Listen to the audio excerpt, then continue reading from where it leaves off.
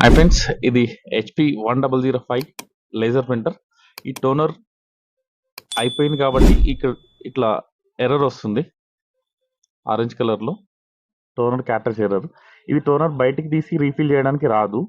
So refill packet దొరుకుతుంది దీనికి. ఇది 158X. ఇది toner refill packet.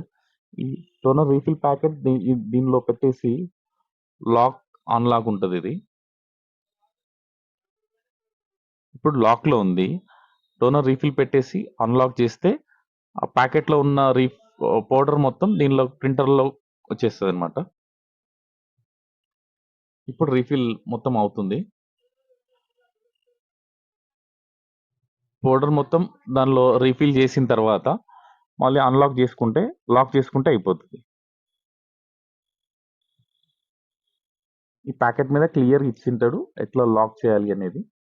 So printer of చేస్తే రాదు. ఇది ప్రింటర్ ఆన్లోనే ఉండి రీఫిల్ చేయాలి.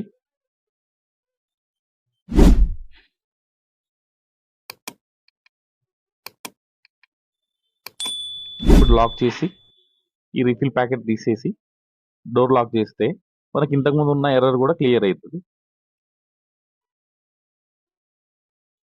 చూడండి, ఇంతకుముందు ఆరెంజ్ కలర్లో వస్తుండే కదా, ఇప్పుడు వైట్ కలర్ వచ్చేసింది. Error clear. ఒకసారి ప్రింట్ చెక్ చేసుకోవడమే.